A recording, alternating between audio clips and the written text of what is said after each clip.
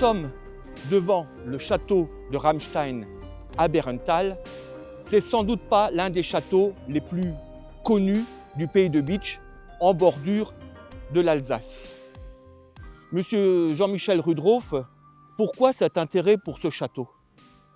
Bon, disons que j'ai porté mon intérêt sur les châteaux des Vosges du Nord il y a longtemps déjà, mais le Ramstein m'a particulièrement intéressé dans la mesure où il n'avait pas, qu'on ne connaissait pas de plan. On ne savait pas, on n'avait jamais étudié exactement son organisation, son évolution. Et donc, c'est ce que j'ai entrepris avec l'aide d'un ami qui était professeur à l'époque de topographie à l'université de Kaiserslautern. Il n'y a pas eu beaucoup d'éditions sur ce château. Il me semble que vous venez d'écrire pour Château fort d'Alsace. Voilà. Disons, il y a quelques années, j'ai déjà écrit avec deux collègues allemands une notice sur Ramstein dans un ouvrage de 5 volumes qui s'appelle Felschisches Burgenlexikon, mais c'est autrement en langue allemande. Et là, maintenant, on vient de publier une étude plus détaillée, avec des plans plus détaillés, dans la revue Château fort d'Alsace. Donc j'imagine que vous évoquez la partie historique du château. Moi, j'ai entendu dire que c'était les sires de Falkenstein qui ont construit le château au XIIIe siècle. Voilà. Oui, ce château, son histoire a fait l'objet de nombreuses confusions. La première a été faite par le pasteur Ihme, qui a écrit au début du XXe siècle, un ouvrage sur le Bärental et le Ramstein. Et là-dedans, il affirme en effet que le château a été construit par les Falkenstein. Et il argumente ceci en disant c'est le château le plus proche, occupé par une famille, qu'on l'on retrouve dans différents documents en compagnie de la famille de Ramstein. Et donc, il a supposé que le Ramstein avait été construit par les Falkenstein et confié à une famille qui a pris le nom de Ramstein, mais qui était vassale des Falkenstein. Par ailleurs, il croit, en plus, que les Falkenstein eux-mêmes ont construit le château en tant que fief de l'évêché de Strasbourg. Et là, encore une fois, une nouvelle confusion, parce que ce n'est qu'au XVe siècle, donc 300 ans après sa construction, qu'une moitié du château est passée à l'évêché de Strasbourg. Mais je ne vais pas défendre le pasteur Ihme de Bärental, mais qu'est-ce qui vous permet de rétorquer? Vous avez trouvé une nouvelle documentation? Ce n'est pas moi qui ai trouvé, c'est un ami qui est le spécialiste numéro 1 des châteaux forts d'Alsace, Bernhard Petz, qui a trouvé à Spire des documents, un manuscrit d'un nommé Frey. Et dans ce manuscrit, il y a un document qui dit, qui mentionne l'existence en 1254 d'un Theodorich genannt Zitellarius von Ramstein. C'est la première fois qu'apparaît le nom de Ramstein. Donc le château existe en 1254.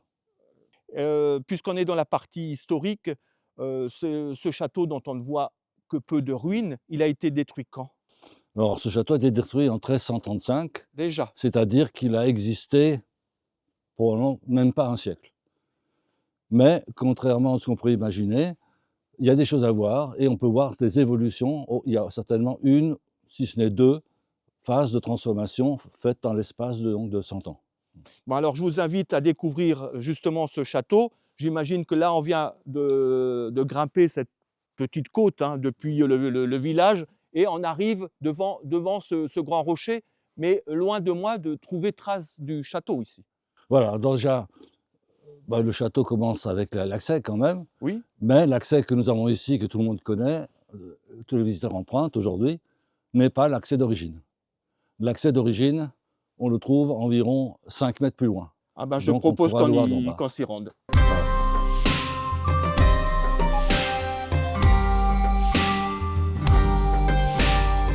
Nous sommes ici devant l'entrée d'origine. L'entrée d'origine, que l'on découvre par deux témoins. Il y a d'abord cette saignée en biais sur laquelle reposait certainement une toiture.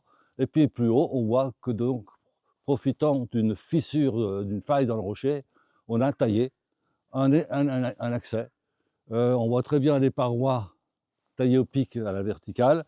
Alors le problème aujourd'hui, c'est que tout ça est recouvert de terre et de branchages, mais on devrait normalement trouver en dessous un escalier taillé dans le rocher.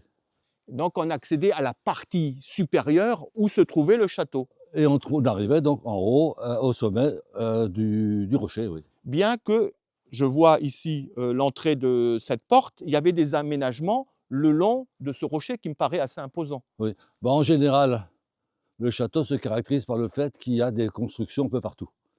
Il y D'accord. a au moins une douzaine de constructions en bas, au pied du rocher, construites contre le rocher, et il y en a pratiquement autant sur le sommet. Ce qui fait penser, enfin, se poser la question de savoir euh, comment cette famille de Winstein, enfin ensuite la branche s'est appelée Rammstein, hein, comment cette famille, qui était quand même une famille assez modeste, a eu besoin d'avoir pratiquement 25 bâtiments dans son château, Avec un rocher assez imposant. avec construits sur le rocher ou profitant de l'appui du rocher aussi, hein, la sécurité du rocher. Ce qui m'explique pas, ça servait à quoi ici Alors, en bordure naturellement, de tout ce qui rocher? est en bas, c'était tout ce qui était plus ou moins économique, dépendance. Et là, on a une pièce une troglodytique dont on peut remarquer qu'elle est entièrement. Il y a la porte, Ouais, il n'y a c'est pas de belle. fenêtre. Ouais, un beau C'est-à-dire travail. qu'une fois Oui, que la porte est fermée, oui, il fait noir comme tout. bien sûr. Donc, ça pose une question. En plus, c'est une porte qui se verrouille de l'intérieur. Ah. Oui, oui. Et donc, en fait, à un endroit, on voit également qu'il y a une attache pour une bête. Donc, je suppose que là était attachée une bête et que la porte qui dit donner accès à cette pièce était, comme certaines autres fermes, une porte avec deux battants. C'est une partie intérieure pleine et une partie en haut qu'on pouvait ouvrir et fermer. Et c'est par là qu'on devait passer la main pour verrouiller la porte et laisser entrer la lumière pour l'animal. Ah oui, on voit le travail de Voilà. l'archéologue avec des Oui. déductions, On fait également des comparaisons avec d'autres sites ailleurs, hein. bien sûr. Et donc là, moi, j'envisage que ce soit un âne qui a été ici. D'abord parce que c'est très bas de plafond et que c'était pas pour un cheval, hein. C'était un peu trop par contre, et puis une attache pour une chèvre, je ne sais pas pourquoi on aurait mis une chèvre Oui. là-dedans.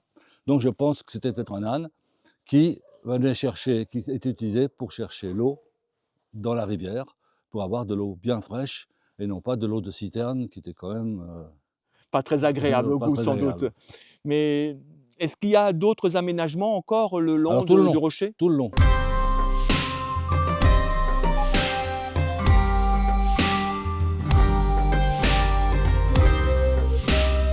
Oui, là, on a une succession en effet de 6 trous de boulins qui correspondent certainement à l'emplacement où ont été insérées des poutres qui couvraient le niveau inférieur.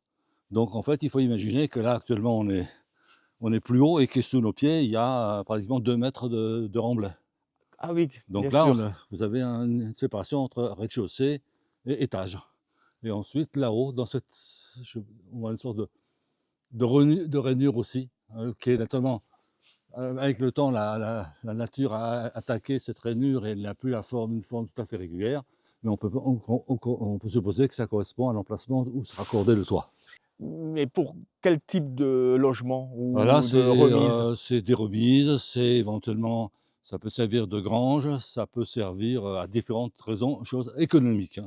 C'est sûr que ce n'est pas une habitation.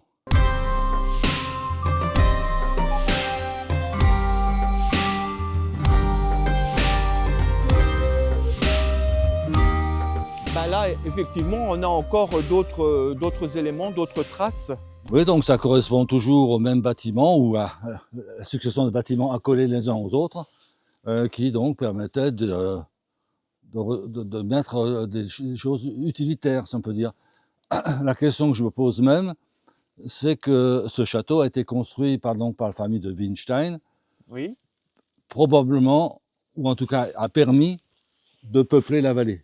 Je suppose que lorsqu'on a construit le château, la vallée était relativement peu peuplée et le château a donc permis de peupler, de faire venir des colons. Et la question qui pourrait se poser, comme le village de Bärental lui-même n'apparaît qu'en 1316, donc un peu plus tard, peut-être qu'à l'origine, les premiers colons se sont installés là, directement contre le château, et n'ont construit leur maison que plus tard au bord de la Zinsel. C'est une théorie qui se tient. C'est une J'imagine théorie. que c'est le même cas pour le Valdec ou d'autres châteaux de toute façon. Beaucoup de châteaux ont servi à cela. Les Allemands, d'ailleurs, ils ont un nom pour ça. il parle de Rodungsburgen, des châteaux d'essartage.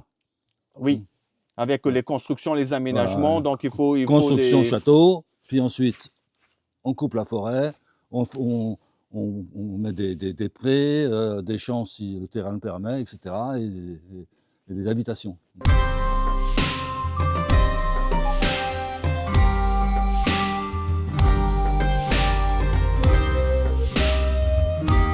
Donc là, j'imagine qu'on arrive au bout du château, là.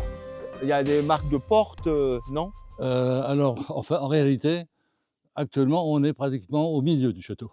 Ah oui, C'est-à-dire que seulement. tout ce qu'on a vu n'est qu'une partie de l'ensemble de l'arête rocheuse, qui faisait 265 mètres de long, c'est-à-dire c'est le plus long rocher qu'on porte un château des Vosges. Je ne dirais pas d'Alsace, puisqu'on est en Moselle. Beau record. Le record en Alsace, c'est Girbaden au Königsbourg, mais eux, ils ne font que 240 mètres environ. Et là, on a 25 mètres de plus. Ah ben, donc ma vision est erronée, parce que là, j'ai l'impression que c'est une entrée. Alors là, vous avez un double système de portes. Vous avez en effet une porte, une entrée, mais sur un axe de circulation le long de la paroi. Donc on entre dans une pièce, avec la porte qu'on pouvait donc bloquer. Et puis ensuite, vous avez une deuxième porte qui permet d'accéder sur ce ressaut. Alors sur ce ressaut, on peut voir à nouveau des trous de boulins et l'emplacement des sols en toiture. Donc il y a des bâtiments ici. Et comme il y a des attaches pour bêtes, là aussi, c'est peut-être quelque chose qui servait en partie d'écurie. Mais si on voulait accéder à l'étage supérieur, on passait par toutes ces portes, ou il y avait un autre chemin d'accès? Non, ça c'était uniquement le bas château, tout ce qui était, je disais, économique, qui servait à l'entretien du château, à faire fonctionner le château, etc. Les habitations des seigneurs, c'est en haut, et donc c'est les deux accès Qu'on a vu précédemment. qu'on a vu, et également une possibilité à l'autre extrémité de ce rocher. Parce que là, on est au niveau du rocher, disons, l'arête rocheuse est divisée en fait en 5 parties, par des failles, souvent des failles qui ont été retravaillées par l'homme, mais vous avez en fait 5 rochers. Et là, on est au pied du rocher du milieu.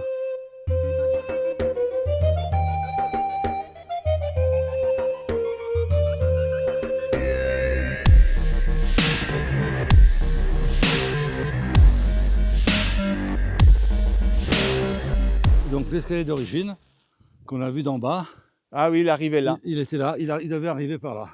J'imagine que là, c'est l'entrée de la partie supérieure. C'est un passage, il n'y a, pas de trace de porte. Par contre, ce qui est très intéressant, c'est ça. Ça. Ah, oui. Ça, c'est des Wolfslöcher, trous de louve. Trous de louve, c'est un système qui permet à monter les blocs, qui est pratiquement typiquement roman. Ça appartient au premier château. Ah, très bien, oui, on peut déterminer voilà, la date à partir de ça. C'est un système qu'on a pratiquement abandonné à partir du milieu du XIIIe siècle. Or, le château apparaît juste à ce moment-là, donc ça c'est... Puisqu'on parle de la construction, pourquoi construire ces châteaux ici? Pourquoi construire au XIIIe siècle un château ici, en pleine forêt? Alors ça c'est... Est-ce qu'il y avait une raison politique? Je n'en sais rien, c'est pas impossible. Il ne faut pas oublier que nous sommes là à la frontière entre Alsace et Lorraine. Et qu'à partir de... Juste après Bärental, à partir ce qu'on appelle le Schmalental, vous passez du duché de Lorraine. Oui. Donc le château peut avoir été construit pour ça. D'autant plus que comme le château a été construit au milieu du XIIIe siècle, c'est donc au moment de ce qu'on appelle le grand interrègne, c'est quand même l'époque où il y a eu des conflits entre les Staufen, donc, qui avaient l'Empire, et leurs adversaires, et parmi ces adversaires, il y avait du de Lorraine. Donc, mais je n'irai pas à prétendre que c'est un château qui servait à bloquer le duc de Lorraine, mais ça peut. Au moins défensif. Ça peut être ça, voilà. Et j'imagine qu'on va accéder maintenant à l'étage supérieur. Il y a des éléments d'architecture Alors les éléments d'architecture, malheureusement, il n'y a pas de porte. Ni de donjon, je l'ai bien compris. Voilà, il n'y a pas de porte. Il y a juste ce grand pan de mur que l'on voit là, qui a une forme d'éclirage de type ogival, hein, en arc gothique. Et ce sont surtout les pierres à bosse, les pierres qui forment le mur, qui sont typiques de la deuxième moitié du XIIIe siècle. Donc ça n'appartient pas au château d'origine. Très bien, on va pouvoir aller Voilà. voir sur place. Là, on voit, il y a un gros travail d'excavation. Voilà. Donc là, on se trouve dans la partie terminale de l'accès primitif du premier château, avec donc un coude qui fait que le chemin va maintenant partir perpendiculairement à l'axe du rocher, et il monte par ici par 13 marches, qui sont en fait que 12, puisque celle-ci, c'est une marche en béton Ah qui a oui, on le été remarque bien. aménagée au XXe siècle. Il n'y avait pas de marche ici, il fallait bien qu'il y ait un espace pour que le ventail puisse se pivoter, hein. Donc là, il y avait une partie qui était plane sur la largeur de 2 marches. Si on peut C'est dire. la dernière porte ici avant l'accès supérieur? C'est la dernière porte avant l'accès supérieur.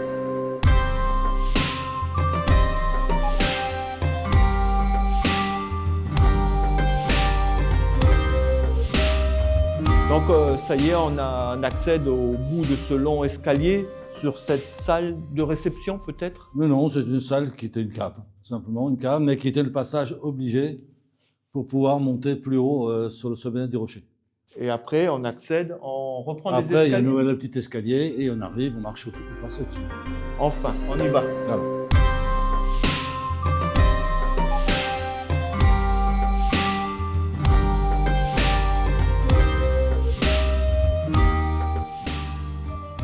Ils obligent à passer à certains endroits et tout le reste est occulté. Oui. Et donc là, il y avait que par la trace d'une porte, etc. Tout ça, ça se voit plus. Ouais, C'est ils ont pareil fait pour le choix l'extrême du le rocher. choix de la C'est le sécurité. choix, totalement. C'est le choix de la sécurité.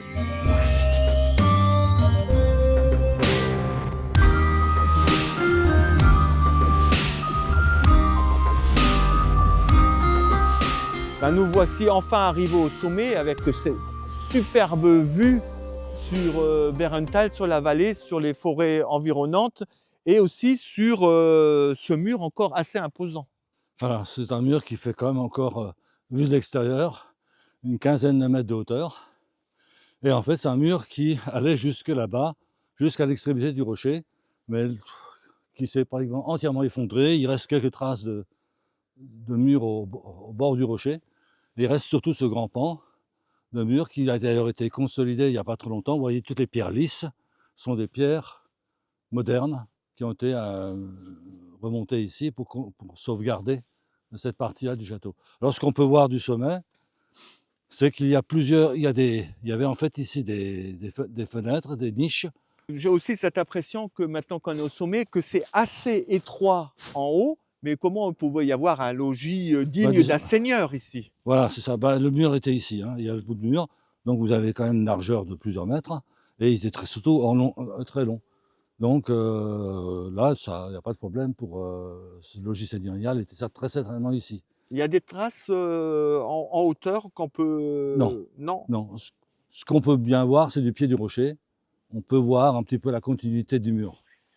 Mais on ne voit plus d'éléments importants, hein, à part ça. Souvent, les auteurs prétendent que ça, c'est les restes du donjon. Alors ça, c'est pas possible, hein. Vous avez une succession, vous avez une fente de lumière en bas, vous avez l'emplacement de 2 ou 3 ouvertures de fenêtres ici, avant d'arriver au niveau supérieur. Un donjon n'avait pas autant de fenêtres. Donc là, c'est un logis seigneurial.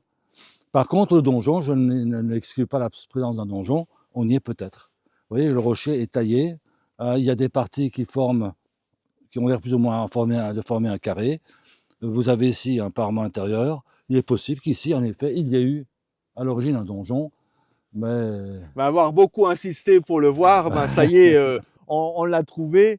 Mais bon, j'imagine qu'il n'y a pas que le donjon. Je vois qu'il y a beaucoup de végétation. Voilà. On peut progresser. On peut progresser. Le problème, un petit peu, avec le développement de la végétation, il y a quand même beaucoup de choses qui ne sont plus visibles et qui l'étaient beaucoup plus il y a 10 ou 20 ans. Par contre, ce que l'on sait, c'est que tout ça, c'était bâti. Il y avait des bâtiments qui se succédaient les uns aux autres, donc des bâtiments qui servaient naturellement d'habitation, mais également pour ranger les armes, pour ranger éventuellement certains aliments sensibles. C'était une partie, quand même, la partie supérieure était la partie noble, si on peut dire, du château. Donc on voit ici les éléments de sécurité assez imposants. Ben, je propose qu'on rejoigne à présent le maire de Bärental qui va l'évoquer.